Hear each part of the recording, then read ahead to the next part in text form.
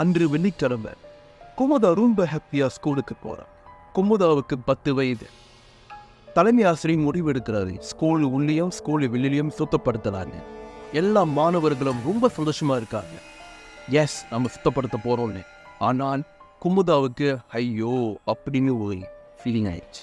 தலைமை ஆசிரியர் மாணவர்களை 2 குரூப்பா பிரிச்சிருக்காரு. ஸ்கூலு உள்ளேயும் ஸ்கூலு வெளியிலையும் கிளீன் பண்ண சொல்லி. குமுதா ஸ்கூலு வெளியில சுத்தப்படுத்திக்கிட்டு இருக்காது.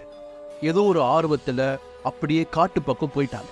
வெள்ளை அடிச்சிருந்திய மற்ற மாணவர்கள் எல்லாமே ஸ்கூலுக்கு போயிட்டாங்க. குமுதாவுக்கு பெல் சத்தம் மெல்லமாக தான் கேட்டுச்சு.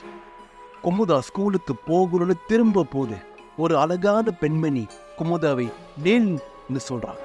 குமுதா, நீங்க யாரு என்னன்னு கேட்குறாங்க. அந்த பெண்மணி, என் வீடு கிட்டதான் இருக்கு, வா, நிறைய சாப்பாடு செஞ்சு கொடுக்குறேன், சமைச்சு கொடுக்குறேன், வந்து சுற்றி சாப்பிடலாம் அப்படின்னு சொல்லி குமுதாவோட கையை பிடிச்சி கூட்டிட்டு போறான். குமுதா, நான் ஸ்கூலுக்கு போகணும், என்னை விடுங்கன்னு சொல்றாங்க. அப்ப அந்த பெண்மணி, குமுதா என் கண்ணை பாரு அப்படின்னு சொல்றாங்க.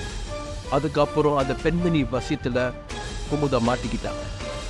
அந்த பெண்மணி குமுதா கையை பிடிச்சிக்கிட்டு காட்டுக்குள்ள கொஞ்ச நேரமா நடந்து போய்கிட்டே இருக்கு. அந்த காட்டுக்குள்ள ஒரு பாலடைஞ்ச வீடு. அந்த பெண்மணி குமுதாவை அந்த வீட்டுக்குள்ள கூட்டிட்டு போறாங்க. அந்த பெண்மணி குமுதாவுக்கு பிடிச்ச எல்லாம் சாப்பாட்டையும் கொடுக்குறான்.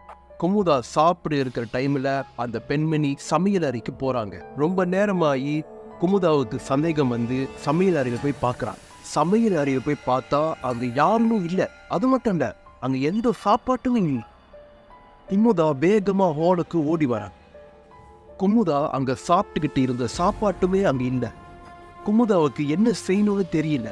அந்த நேரத்துல சமையல் அறையில் இருந்து ஒரு அழுகுற சத்தத்தை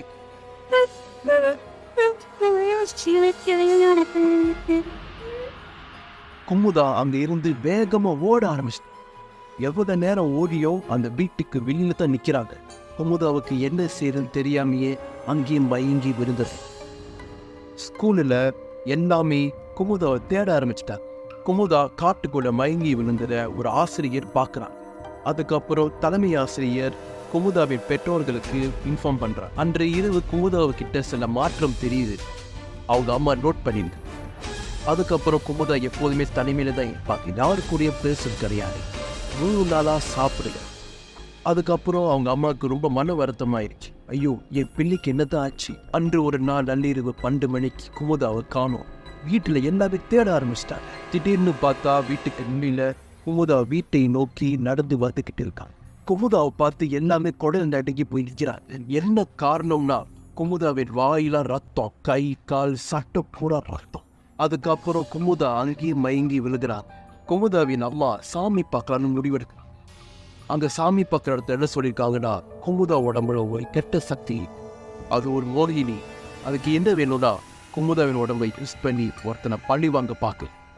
அதுக்கப்புறம் சில பூஜையை செஞ்சு குமுதாவின் உச்சி முடியில புதுங்கி எடுத்து மரத்தில் ஆணி வச்சு அடிச்சிருக்கான். அதுக்கப்புறம் குமுதா பழைய மாதிரி நார்மல் ஆயிட்டான். இந்த நிகழ்வு குமுதாவும் குமுதாவின் குடும்பத்துக்கும் மறக்க முடியாத ஒரு சம்பவம். இந்த நிகழ்வு குமுதாவை நம்ம கிட்ட ஷேர் பண்ண. இந்த வீடியோ உங்களுக்கு பிடிச்சிருக்கிறா மறக்காம லைக் பண்ணுங்க, ஷேர் பண்ணுங்க. அது மட்டும் இல்ல, கண்டிப்பா உங்க காமெண்ட்னா சொல்லுங்க. இன்னும் இந்த மாதிரி வீடியோ பார்க்கணும்னா எங்க சேனலை சப்ஸ்கிரைப் பண்ணுங்க, பக்கத்தில் இருக்க பெல் ஐக்கானை அமுத்துங்க. அடுத்த வீடியோல சந்திப்போம். அது வரைக்கும் நான் உங்கள் மாதவ்.